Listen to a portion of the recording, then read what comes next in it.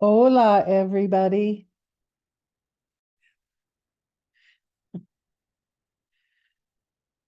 Ah, I did the Oracle today and it's just fabulous.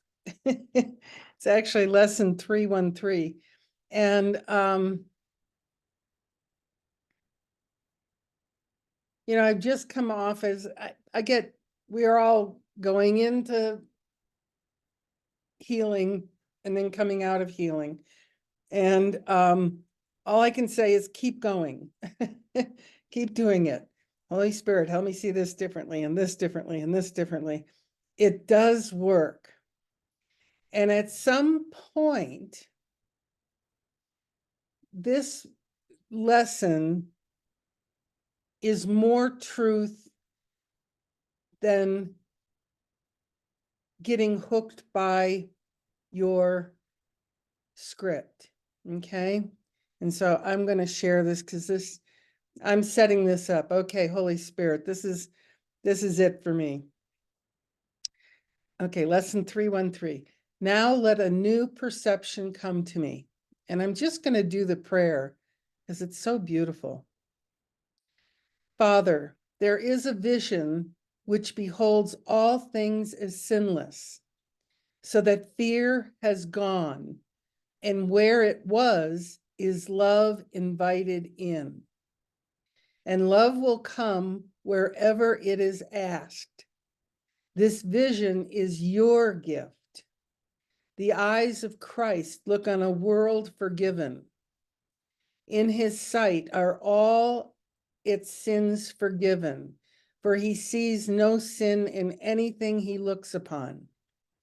Now let his true perception come to me, that I may waken from the dream of sin and look within upon my sinlessness, which you have kept completely undefiled upon the altar to your holy Son, the self with which I would identify.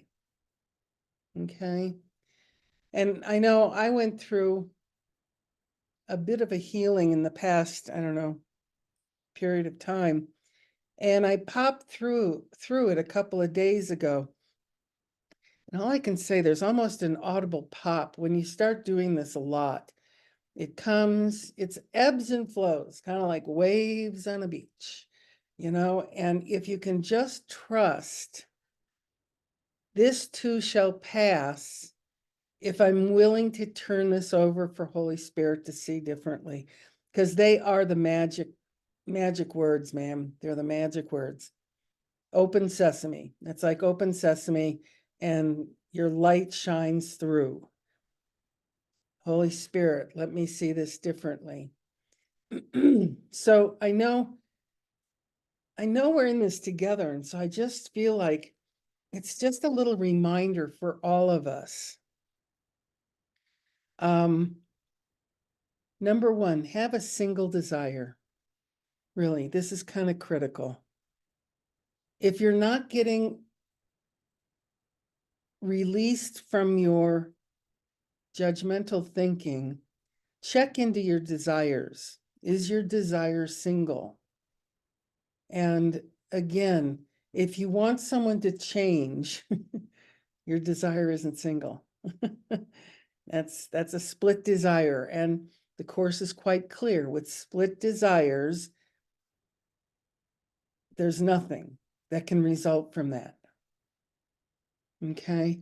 So you've got to have a single desire. And mine has always been for the peace of God, or to see all through loving eyes, or whatever it is that you want. Just make sure you're a single desire. And it can be very tricky because, again, when I did this for quite a while before I realized I was even doing it, I wanted the peace of God, but at that time, I also had this secret desire. Watch out for those secret desires. And my secret desire was to be healed from cancer. And it's like, and that will give you nothing.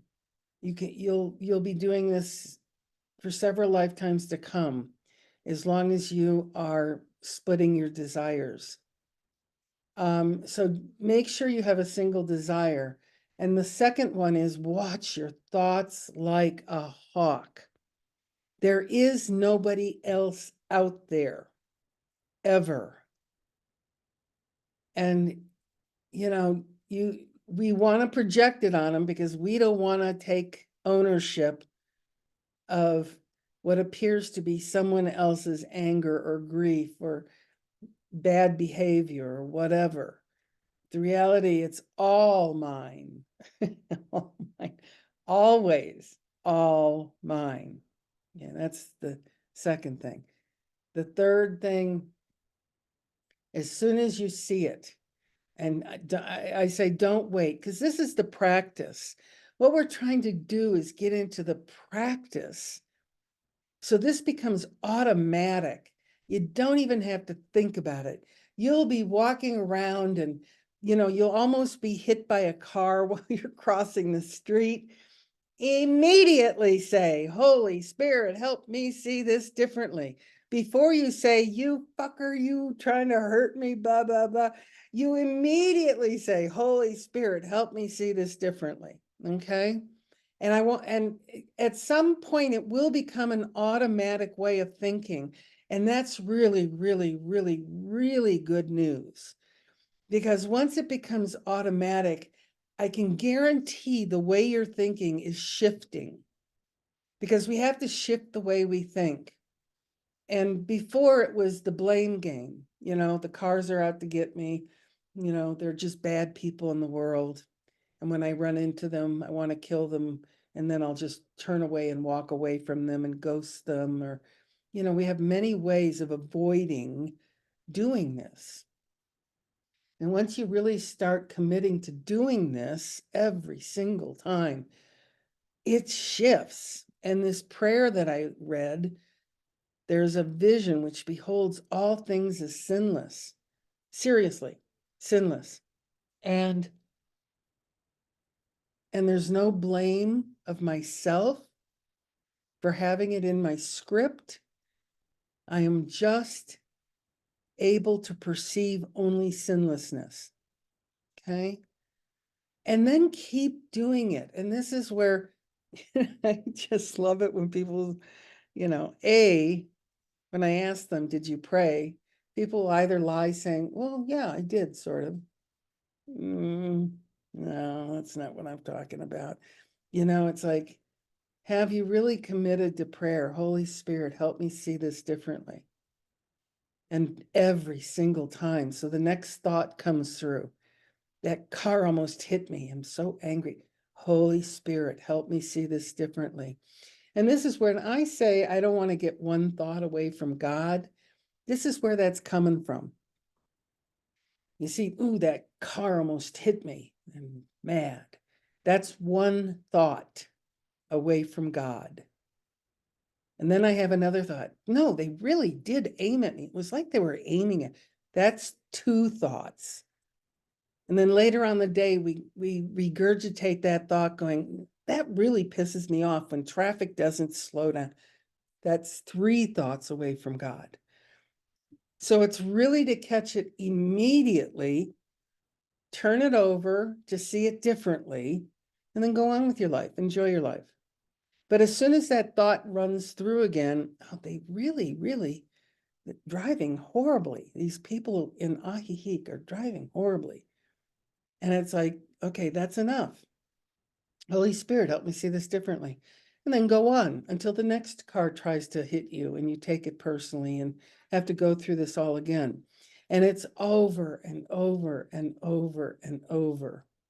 And I can't say that enough. And just make it a practice, make it a practice.